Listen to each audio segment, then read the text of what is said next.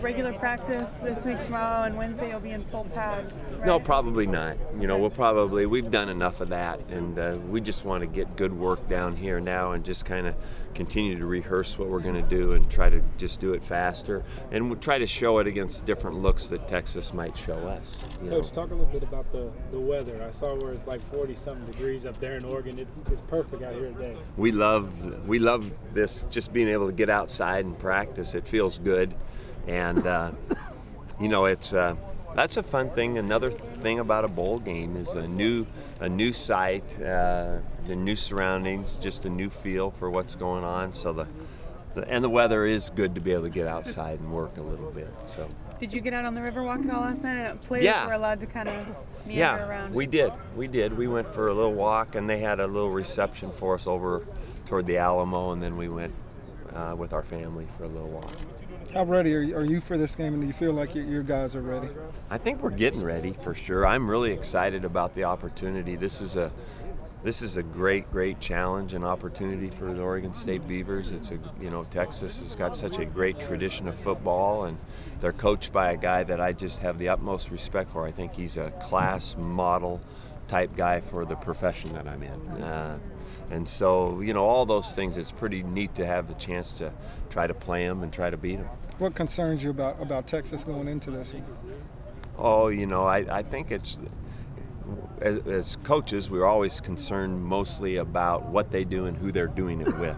And so, you have, as you watch them, you gain a ton of respect for the schemes that they run and the talent that they have. And so it's all just football from there. We all the things that I would say every week. You got to be able to control the run, get them in good third down situations, and then be able to get them off the field.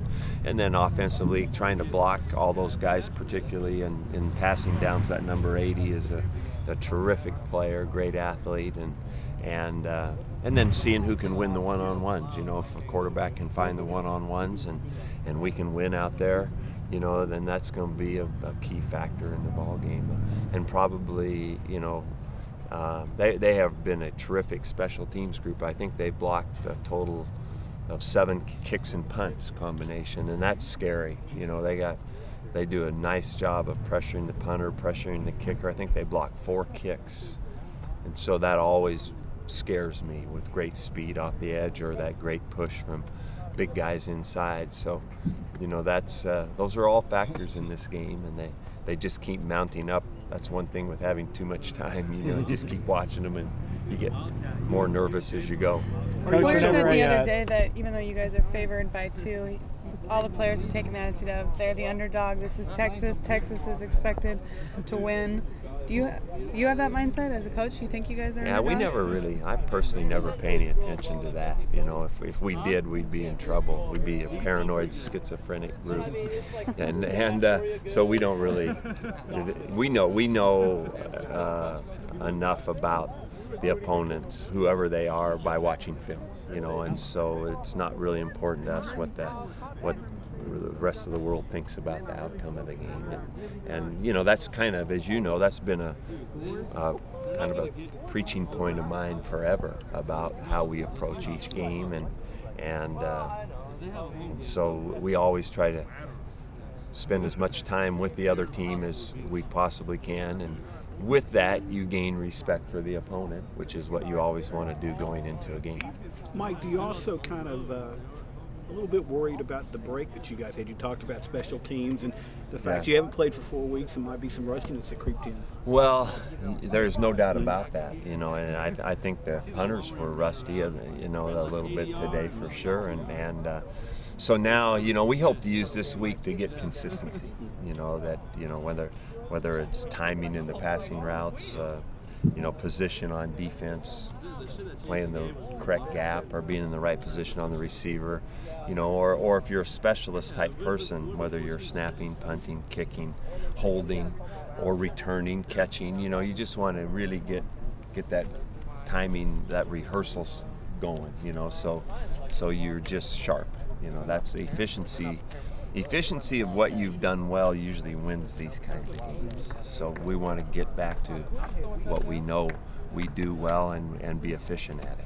Coach, whenever your opponent loses a coordinator like Texas has lost and Brian Harsin, does it throw any kind of a wrench? Yeah, there's a mystery to this for sure.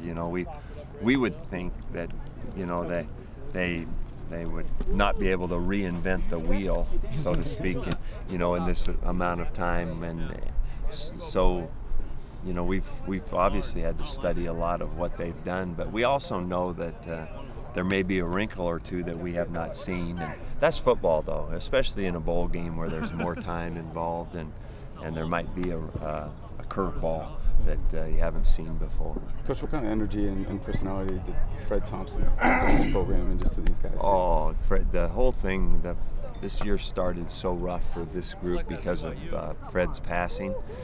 Fred was, he was just a freshman, but I think he was going to be a great player. But more than that, Fred was a big, happy guy, and I'd bring him in and I'd have to be mad at him a little bit. You couldn't stay mad at Fred. He had the greatest smile in the world. He was everybody's buddy.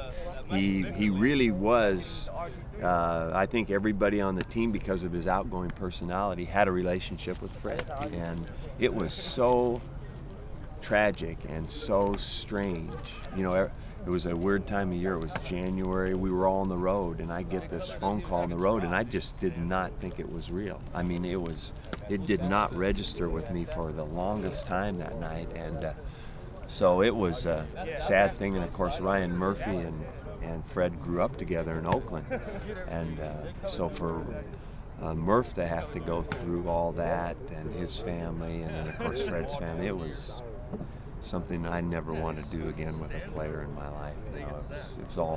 It was all tough, but it was also neat to see this team kind of pull together with all that. And I think most of our guys were able to get down to Oakland for the funeral, and it was neat to see Fred's earlier life, because it was a mixture of Oregon State and Oakland Tech, and it was real. I mean, it was two teams and two histories kind of there together to celebrate this young man's life. It was pretty special. What does Storm meant to this team, and how do you keep him from getting too excited playing back here in Texas? Storm is just a young guy in our program, and he has really done a nice job.